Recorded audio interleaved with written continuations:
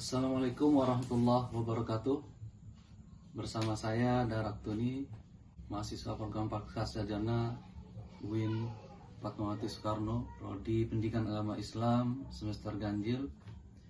Baik, dalam kesempatan ini, sahabat insan akademis yang berbahagia, saya akan mempresentasikan tentang mata kuliah saya Sejarah Sosial Pendidikan yang bertemakan sejarah masuknya Islam di Bengkulu. Mengenai sejarah masuknya Islam di Bengkulu, memang tidak terlepas dari sejarah awal masuknya Islam di Nusantara, yaitu dimulai dari Selat Melaka, kemudian menyebar ke seluruh wilayah Nusantara, baik Sumatera, Jawa, dan sebagainya. Namun, masuknya Islam ke Bengkulu memang agak sedikit terlambat dibandingkan dengan daerah Nusantara lainnya. Islam masuk ke Bengkulu itu mulai pada abad ke-15 sampai abad ke-16 Masehi. Sedangkan Islam masuk ke wilayah Nusantara lainnya seperti Aceh, Palembang, Jawa itu dimulai pada abad ke-7. Masuknya Islam di Bengkulu tidak terlepas dari dakwah yang dilakukan oleh para dai-dai yang dari Aceh, Palembang masuk ke wilayah Bengkulu. Salah satunya yaitu dai dari Aceh yang bernama Tengku Malin Muhyiddin, itu menaklukkan atau mengislamkan raja waktu itu yang ada di Bengkulu, yaitu Raja Sungai Serut, yang dipimpin oleh raja pertamanya itu Ratu Agung. Dan Malin Muhyiddin ini berhasil mengislamkan sehingga berkembanglah Islam di wilayah Bengkulu. Menurut buku Badrul Munir Hamidi mengenai masuknya Islam ke Bengkulu itu,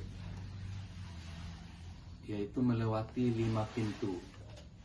Ada pintu pertama melalui ulama Aceh dari Tengku Malin Muhyiddin tadi, kemudian yang berhasil menaklukkan raja kerajaan Sungai Serut tadi yang dipimpin oleh Ratu Agung. Kemudian pintu kedua masuknya Islam di wilayah Bengkulu, yaitu melalui perkawinan Sultan Muzaffar Shah dengan Putri Serindang Bulan. Dan itu awalnya Islam masuk di wilayah Rejang Lebon, yaitu pada abad pertengahan abad ke-17.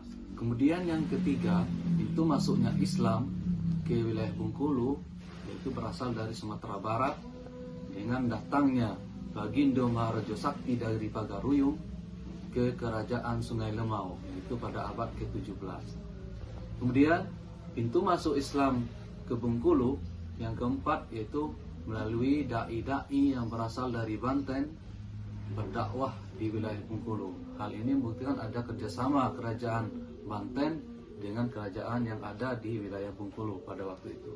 Dan terakhir, yang kelima, pintu masuk Islam ke wilayah Bengkulu yaitu melalui Mukomuko, yaitu terdapatnya kerajaan-kerajaan yang ada di Mukomuko yang sudah memeluk agama Islam. Dan inilah sejarah awal mula masuk Islam di wilayah Bengkulu. Demikianlah presentasi saya mengenai proses masuknya Islam di wilayah Bengkulu. Mohon maaf jika banyak kesalahan. Terima kasih. Sebelum saya tutup, jangan lupa like, share, dan subscribe ya channel saya. Wassalamualaikum warahmatullahi wabarakatuh.